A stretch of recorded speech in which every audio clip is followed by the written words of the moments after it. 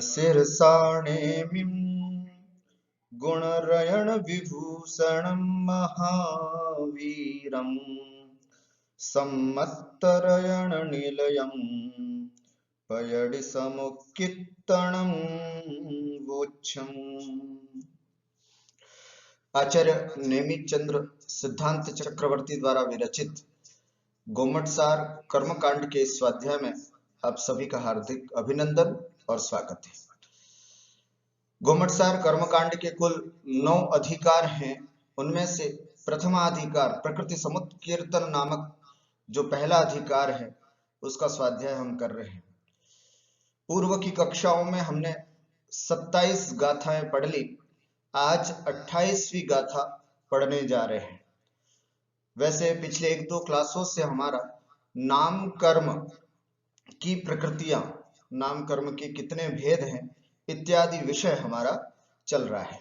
तो आइए आज की गाथा प्रारंभ करते हैं। उससे पूर्व भूमिका के स्वरूप कुछ प्रमुख बातें हैं जो आपने पहले पढ़ी हैं, उसका रिवीजन करते हुए फिर आज की गाथा की ओर हम उन्मुख करते हैं।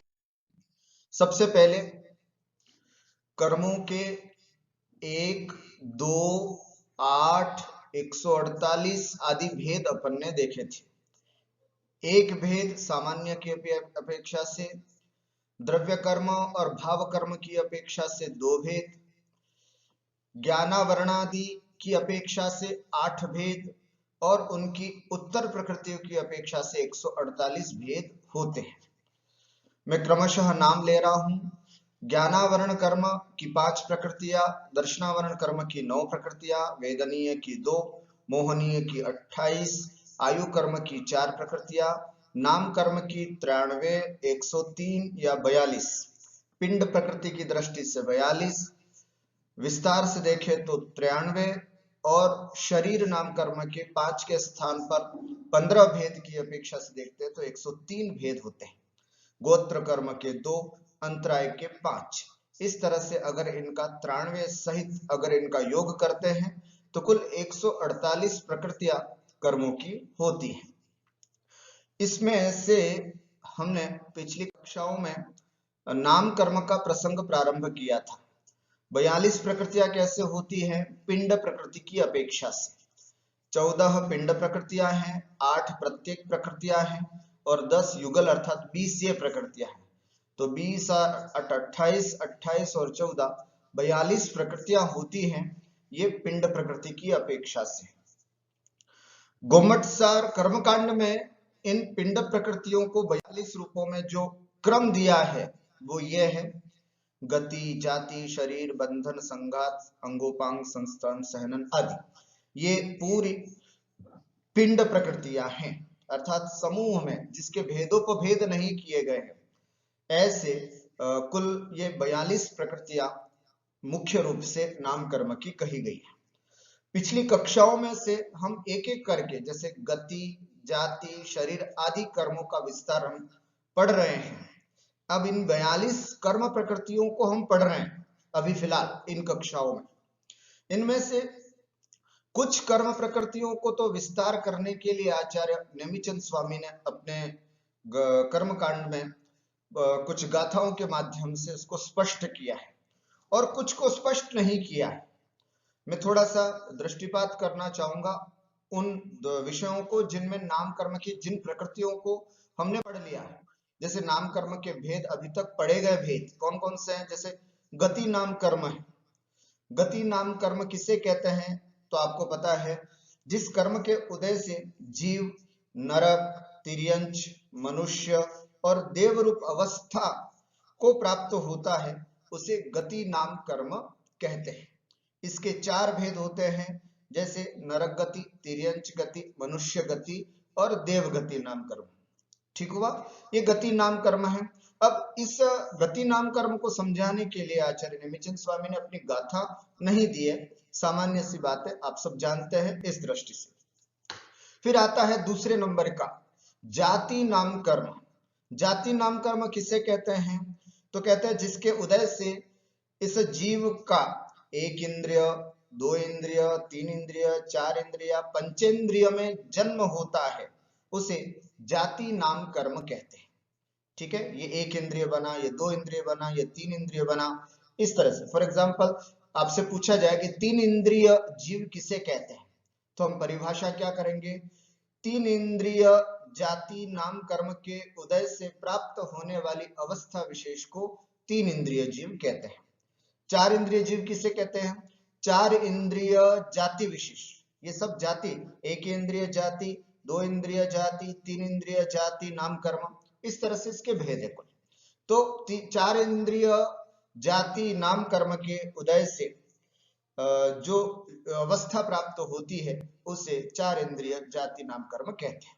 तो ऐसे जाति नाम कर्म के कुल पांच भेद होते हैं। जैसे इंद्रियों के पांच भेद होते हैं, उसी तरह से इसके भी पांच भेद होते हैं। कौन कौन से, एक इंद्रिय जाति नाम कर्म, दो इंद्रिय जाति नाम कर्म, तीन इंद्रिय जाति नाम कर्म, चार इंद्रिय जाति नाम कर्म, पांच इंद्रिय जाति नाम कर्म। अब जैसे हम अपने पे ही घटा देते हैं, अभी कौन से गति नाम कर्म का उदय चल रहा है, मनुष्य गति नाम कर्म का उदय। अभी कौन सी जाति नाम कर्म का उदय चल रहा है, पंचेंद्रिय जाति नाम कर्म का उदय चल रहा है। ठीक हुआ। इस तरह से इन दो गतियों के बारे में तो कोई विशेष यहाँ गोमटसार कर्मकांड जी में विषय विस्तार रूप से नहीं बताया। तीसरा है शरीर नाम कर्म, है ना। शरीर नाम कर्म किसे कहते हैं, जिसके उदय से यह जीव औदारिक, वैक्रिक, आहारक, तेजस, कर्मण आदि इन पांचों शरीरों की रचना होती है, शरीर की रचना होती है ना। शरीर के परमाणु जिससे प्राप्त होते हैं जिस नाम कर्म के उदय से। जैसे औदारिक शरीर नाम कर्म का उदय है तो औदारिक शरीर संबंधी परमाणु प्राप्त होते हैं। वैक्रिक शरीर नाम कर्म का उदय होता है तो वैक्रिक शरीर संबंधी जो कर्म परमाणु है वो इस जीव को प्राप्त होते हैं। तो इस तरह से शरीर नाम कर्म कहते हैं जिसके उदय से यह इस जीव के शरीर की संरचना होती है, उसे शरीर नाम कर्म कहते हैं। इसके वैसे तो पांच भेद होते हैं, औदारिक, वैक्रिक, आहारक, तेजस और कर्मण। लेकिन पिछली कक्षाओं में हमने एक गाथा के माध्यम से, है ना, पिछली गाथा ही थी, पिछली गाथा के माध्यम से शरीर नाम कर्म के पांच के स्थान पर 15 भेद होते हैं, ये भी हमने विस्तार से देखा। आज की गाथा को हम देखेंगे। आज की गाथा जो है वो अंगोपांग की चर्चा करता है, लेकिन इससे पूर्व शरीर नाम कर्म और अंगोपांग नाम कर्म के बीच में और भी नाम कर्म है। जैसे तीन तो ये हो गए, चौथा है बंधन नाम कर्म। तो बंधन नाम कर्म किसे कहते हैं, परिभाषा देखिए, जिस कर्म के उदय से औदारिक शरीर के परमाणु परस्पर बंधन रूप अवस्था को प्राप्त हो, उसे बंधन नाम कर्म कहते हैं। ध्यान से समझिएगा, बंधन नाम कर्म।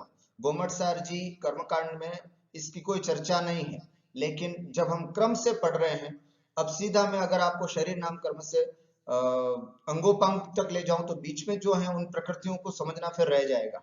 इस दृष्टि से मैंने यहाँ पर इसको समझाना आवश्यक समझा। जिस कर्म के उदय से औदारिक शरीर के परमाणु, औदारिक आदि शरीर के परमाणु परस्पर बंधन रूप अवस्था को प्राप्त होते हैं। ध्यान रखना, औदारिक शरीर नाम कर्म और औदारिक शरीर बंधन नाम कर्म में क्या अंतर है। औदारिक शरीर नाम कर्म में तो परमाणु प्राप्त हुए, औदारिक शरीर के अनुकूल जो परमाणु थे वो परमाणु प्राप्त हुए। अब उन परमाणुओं को परस्पर बंधने का काम जो करता है वो बंधन नाम कर्म करता है।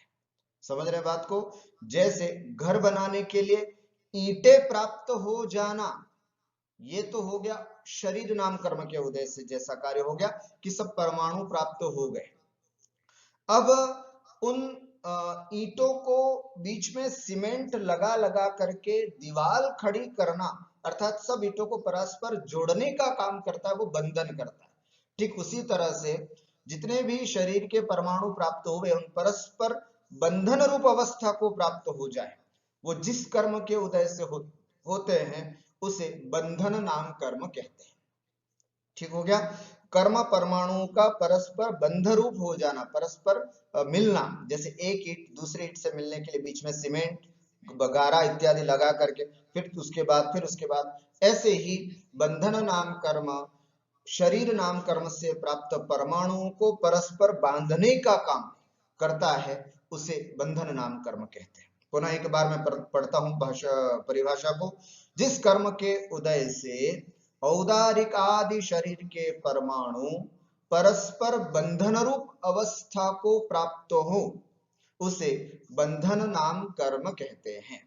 इसके भी औदारिक शरीर बंधन आदि 5 भेद होते हैं। कौन कौन से? औदारिक शरीर बंधन, वैक्रयिक शरीर बंधन, आहारक शरीर बंधन, तेजस शरीर बंधन और कार्मण शरीर बंधन। एक तो था 5 शरीर, औदारिक शरीर, वैक्रयिक शरीर, आहारक, तेजस शरीर, कर्मण शरीर। बंधन नाम कर्म भी वही 5 शरीर जैसा ही है, बस इसमें शरीर के साथ बंधन शब्द और लग जाएगा। तो औदारिक शरीर बंधन किसे कहेंगे? तो औदारिक शरीर के परमाणु परस्पर बंध रूप अवस्था को प्राप्त हो, जिस कर्म के उदय से औदारिक, देखना ध्यान से, औदारिक शरीर बंधन किसे कहेंगे? जिस कर्म के उदय से औदारिक शरीर के परमाणु परस्पर बंधन रूप अवस्था को प्राप्त होते हैं, उसे औदारिक शरीर बंधन कहते हैं। वैक्रयिक शरीर बंधन किसे कहते हैं? देखो परिभाषा ऐसे ही चलते रहना, याद हो जाएगी, 5 बार बोलेंगे तो ऐसे। जिस कर्म के उदय से, अब औदारिक की जगह वैक्रयिक बोलिएगा, जिस कर्म के उदय से वैक्रयिक शरीर के परमाणु परस्पर बंध रूप अवस्था को प्राप्त हो, उसे वैक्रयिक शरीर बंधन कहते हैं। आहारक शरीर बंधन किसे कहते हैं? जिस कर्म के उदय से आहारक शरीर के परमाणु परस्पर बंधन रूप अवस्था को प्राप्त हो, उसे आहारक शरीर बंधन कहते हैं। कितनी सरल परिभाषा। तेजस शरीर बंधन किसे कहते हैं? जिस कर्म के उदय से तेजस शरीर के परमाणु परस्पर बंधन रूप अवस्था को प्राप्त होते हैं, उसे तेजस शरीर बंधन कहते हैं। और कार्मण शरीर बंधन की परिभाषा है, जिस कर्म के उदय से कार्मण शरीर के परमाणु परस्पर बंधन रूप अवस्था को प्राप्त हो, उसे कार्मण शरीर बंधन कहते हैं। इस तरह से ये बंधन नाम कर्म का विस्तार, चौथे नंबर की जो नाम कर्म की प्रकृति है ना, उसको हमने यहां से विस्तार से देखा। अब ये तो अपने को पता ही है, औदारिक शरीर मतलब तिर्यंचिका और मनुष्यों का जो शरीर होता है वो औदारिक शरीर होता है। वैक्रयिक शरीर में देवों का और नारकियों का जो शरीर होता है वो वैक्रयिक शरीर होता है। आहारक शरीर छठे गुण स्थानवर्ती मुनिराज जब ध्यान अवस्था में होते हैं और अचानक कोई शंका आदि उत्पन्न होती है, तो शंका का समाधान करने के लिए जो शरीर के दाएं शरीर से जो एक पुतला निकलता है, उसे हम आहारक शरीर कहते हैं। और तेजस और कार्मण शरीर ये किसी न किसी के साथ ही होते हैं हमेशा, तो इन दोनों का साथ हमेशा रहता है, अनादि संबंधी, अनादिकाल से इनका दोनों का संबंध है। तो इस तरह से तेजस शरीर का कार्य जो शरीर में कांति और तेज उत्पन्न करे, और कार्मण शरीर ज्ञानावरण आदि कर्मों का जो पुंज है वो कार्मण शरीर है। तो इस तरह से ये शरीर बंधन, इसको हमने विस्तार से देखा। अब आगे जो है 5वें नंबर पर अगर हम देखते हैं तो संघात नाम कर्म की चर्चा आती है। संघात नाम कर्म 5वें नंबर पे, ठीक है। गति, जाति, शरीर, उसके बाद गति, जाति, शरीर, और अभी बंधन पड़ा, और अब ये संघात, 5वां जो है वो संघात है। सबसे पहले संघात नाम कर्म किसे कहते हैं? जिस कर्म के उदय से औदारिक आदि शरीरों के परमाणु परस्पर छिद्र रहित होकर मिले, उसे संघात नाम कर्म कहते हैं।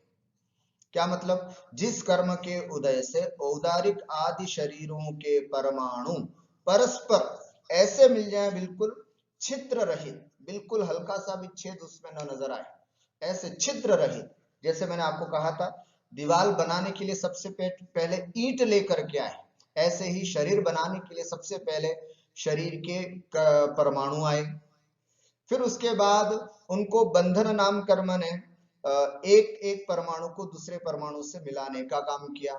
जैसे ईंट को मिलाने का काम सीमेंट या घारा करता है, उससे एक एक ईंट मिल करके दीवार बन जाती है।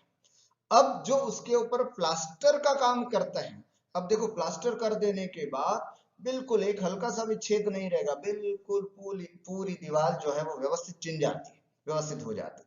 इसी तरह हमारे इस शरीर में देखना, ये शरीर ये बिल्कुल प्लास्टर हुआ हुआ है ना, इसमें कहीं किसी प्रकार का कोई छिद्र नहीं है। रोम छिद्र होना अलग बात है, लेकिन वैसे कोई छिद्र नहीं। तो ये शरीर की ऐसी अवस्था देने वाला अगर कोई है तो वो कौन है? संघात नाम कर्म। परमाणु लाने का काम शरीर का, परमाणुओं को मिलाने का काम बंधन का, और मिले हुए परमाणुओं को छिद्र रहित बना देने का काम संघात का। ठीक हो गया? तीनों के काम ध्यान में रखना है। शरीर का काम परमाणु लाने का, बंधन का काम उनको जोड़ने का, और संघात का काम उनको बिल्कुल अच्छे से बिल्कुल छिद्र रहित बना देना, संघात नाम कर्म का उदय। आइए फिर से एक बार देखते हैं। जिस कर्म के उदय से औदारिक आदि शरीरों के परमाणु परस्पर छिद्र रहित होकर मिले, उसे संघात नाम कर्म कहते हैं। इसके औदारिक शरीर संघात आदि 5 भेद होते हैं। इसके भी 5 भेद होते हैं। कौन कौन से? औदारिक औदारिक शरीर संघात, वैक्रिक शरीर संघात, आहारक शरीर संघात, तेजस शरीर संघात और कार्मण शरीर संघात।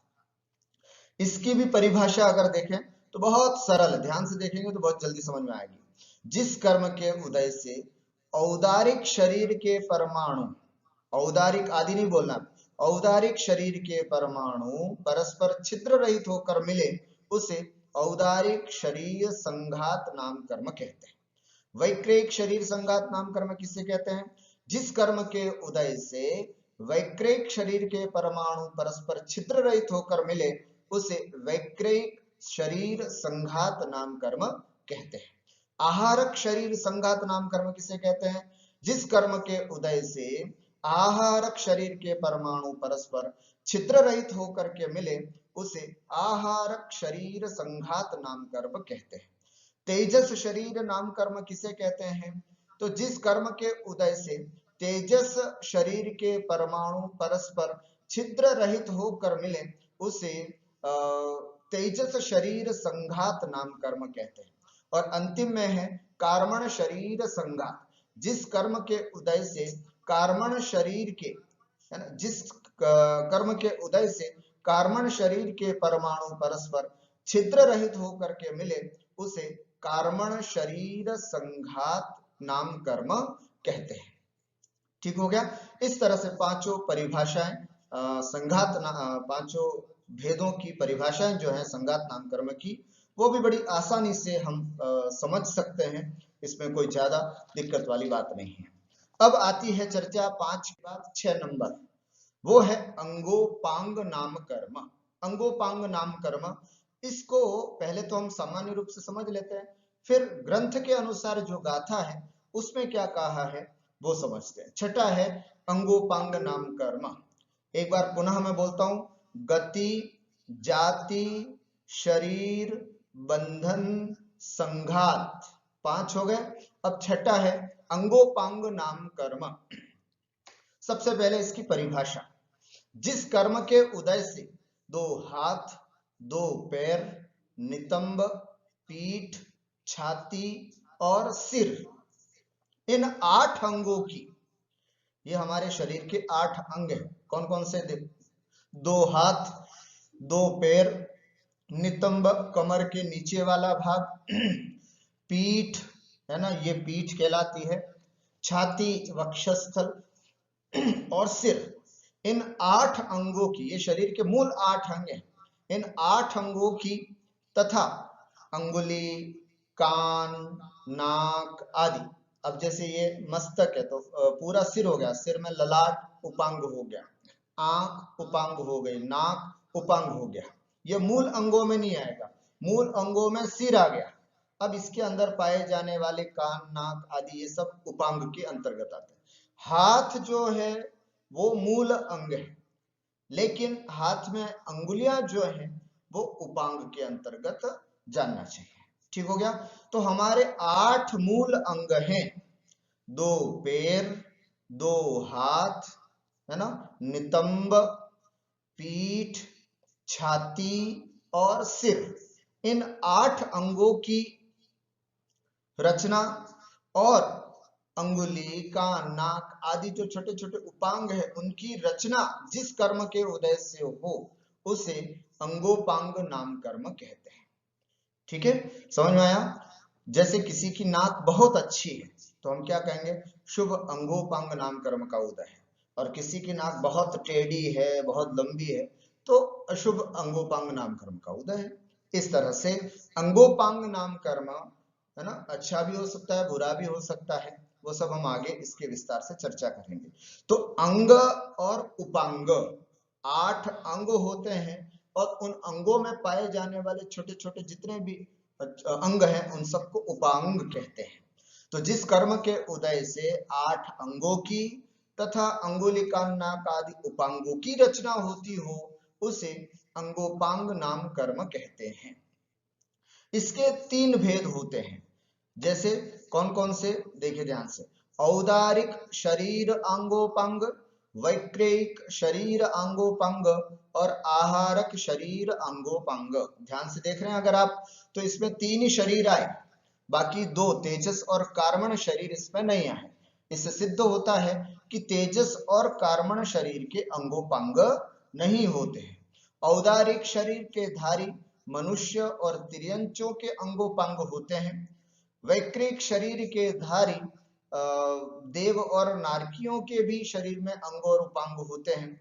आहारक शरीर का जो पुतला निकलता है उस शरीर में भी अंगोपांग होते हैं, लेकिन तेजस और कार्मण शरीर के अंगोपांग की स्थितियां नहीं होती हैं। तो औदारिक शरीर अंगोपांग, औदारिक शरीर के अनुकूल अंग और उपांगों की रचना जिस कर्म के उदय से होती हो उसे औदारिक शरीर अंगोपांग कहते हैं। ध्यान से सुनना परिभाषा।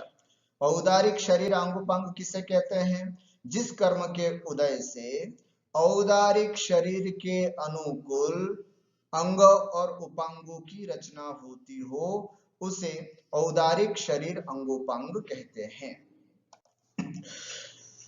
इसी तरह से वैक्रिक शरीर अंगोपांग की परिभाषा देखेंगे तो जिस कर्म के उदय से वैक्रिक शरीर के अंग और उपांगों की रचना होती हो उसे वैक्रिक शरीर अंगोपांग नाम कर्म कहते हैं।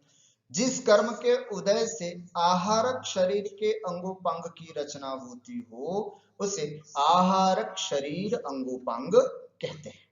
ठीक हो गया। ये अंगोपांग की 3 प्रकार यहाँ पर बताए। आज की गाथा में शरीर के अंगोपांग की चर्चा देखते हैं।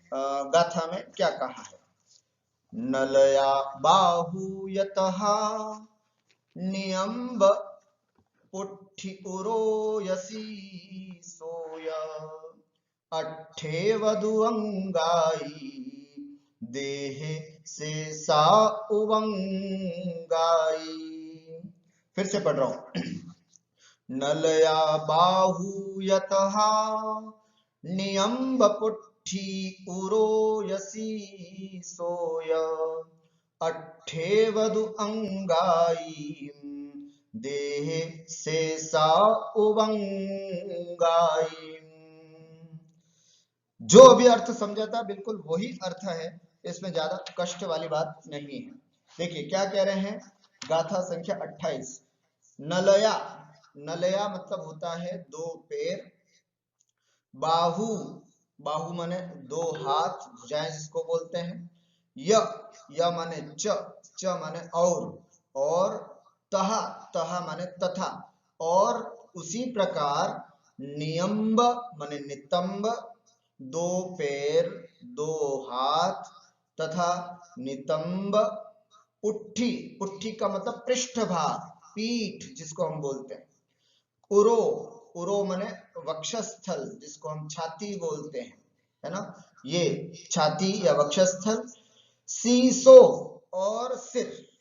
देखो 8 अंग आ गए कि आप देखो, नलया 2 पैर, बाहु 2 हाथ, नियम्ब नितंब, पुट्ठी, पीठ, उरो, छाती, सीसो और मस्तक सिर। अट्ठेवदु अंगाई देहे शेषा उवंगाई। देहे शरीर में अट्ठेवदु अंगाई 8 ही अंग होते हैं। शेषा और शेष जितने भी हैं जैसे कान, नाक, उंगली आदि सब शेषा उवंगाई उपांग होते हैं। ठीक हो गया। एक बार पुनः, नलया 2 पैर, 2 बाहु, 2 हाथ, तथा तहाय और वैसे ही, नियंब अर्थात नितंब, पुट्ठी मतलब पीठ, उरो माने छाती, य माने और, सीसो सिर मस्तक, य और, अट्ठेवदु अंगाई देहे, देहे अट्ठेव अंगाई अर्थात शरीर में ये 8 अंग होते हैं। शेषा उवंगाई और शेष जो हैं वे उपांग कहलाते हैं। देख लीजिए अर्थ, 2 पैर, 2 हाथ, नितंब, पीठ, हृदय और सिर ये 8 अंग हैं। शेष अंगुली, नाक, कान, आंख आदि उपांग कहलाते हैं। 8 अंगों से सहित शरीर ही पूर्ण शरीर होता है। 8 अंगों से सहित शरीर ही पूर्ण शरीर कहलाता है। इस बात से हमें विशेष बातें और क्या क्या समझनी है। देखिए, शरीर के अंगोपांग नाम कर्म के उदय से प्राप्त होते हैं। शरीर में जितने भी अंगोपांग हैं वे सब अंगोपांग नाम कर्म के उदय से प्राप्त होते हैं, है ना। आज हमें नाक मिली है, आज हमें कान मिला है, तो ये सब अंगोपांग नाम कर्म के उदय से ही प्राप्त होते हैं। अतः इसकी हीनाधिकता पर हमें अपने परिणामों को खराब नहीं करना चाहिए। कभी किसी की कान छोटे हों, किसी की नाक बड़ी हो या किसी की कोई भी चीज हो, अगर इसकी हीनाधिकता कम छोटे बड़े होने पर हमें अपने परिणाम खराब नहीं करना चाहिए। हमें इसी नाम कर्म के उदय से प्राप्त हुआ है, तो उन कर्मों की उदय के रूप को, परिणामों को समझते हुए हमें समता भाव से अपने उन समस्त अंगोपांगों को स्वीकार करना चाहिए। दूसरी बात, अष्टांग पूर्व व्यक्ति ही, अष्टांग पूर्ण 8 अंगों से पूर्व की जगह पूर्ण समझिएगा। अष्टांग पूर्ण व्यक्ति ही भगवान का अभिषेक, पूजन तथा मुनियों को दान आदि देने में समर्थ हो सकता है। अब इनमें से एक भी चीज न हो तो देखिए, अगर हम देने की बात कर भी ले, मान लीजिए हाथ नहीं हो या पैर नहीं हो, ऐसा व्यक्ति जब भगवान का अभिषेक पूजन करने जाए तो फिर कहीं ना कहीं अविनय हो सकती है, या फिर मुनियों को दान देने जाए तो अचानक वो सामान गिर जाए तो उससे अंतराय आदि हो सकता है। इसलिए इन 8 अंगों से हीन व्यक्ति को, है ना, इसके लिए दान आदि के लिए, मतलब आहार दान आदि के लिए मना किया जाता है, क्योंकि वो समर्थ नहीं हो सकता। तो ये 8 अंग जो है वो यही है। इन 8 अंगों से युक्त व्यक्ति ही अभिषेक, पूजन और मुनियों को आहार दान आदि अच्छे से दे सकता है। और तीसरा, 8 अंगों से सहित जिन बिंब ही पूजनीय है। जब भी हम बाजार से या कहीं मूर्तिकार के वहां से कोई जिन प्रतिमा लेने जा रहे हैं तो ध्यान रखना है, इन 8 अंगों से सहित जिन बिंब को ही लाना है। वही, उसी की प्रतिष्ठा होती है और फिर वही पूजनीय होता है। इसलिए कहीं कहीं देखा होगा आपने कि हाथ टूटा हुआ है, अब वो पूजनीय नहीं होती, हम उसकी पूजा नहीं करते। ठीक है, तो इसलिए विशेष करके अंगों की बात कर रहा हूं। उपांग में थोड़ा बहुत हो सकता है, लेकिन अंग 8 पूरे होने चाहिए। 8 अंगों से सहित ही जिन बिंब जो होता है वो पूजनीय होता है। आपके मन में प्रश्न हो सकता है, पद्म प्रभु जी, पद्मपुरा में जो पद्म प्रभु भगवान की मूर्ति है उसमें हल्की सी नाक ऐसी हो रही है, उपांग है, चल सकता है। अगर वही उसी स्थान पर अगर सिर, वक्षस्थल, हाथ या पैरों में कहीं दिक्कत आती तो फिर वहां से उन प्रतिमा को नहीं रखते। तो इस तरह से ये 8 अंगों से सहित जिन बिंब ही पूर्णतः पूजनीय है। अब आगे संस्थान नाम कर्म की चर्चा जो है वो हम अगली कक्षा में विस्तार से करेंगे। संस्थान और सहनन, इन दोनों विषयों को विस्तार से हम अगली कक्षा में लेंगे। आज बस इतना ही। आज विराम लेते हैं और फिर कल अगली कक्षा में पुनः अपन मिलते हैं। सबको जय जिनेंद्र, नमस्कार।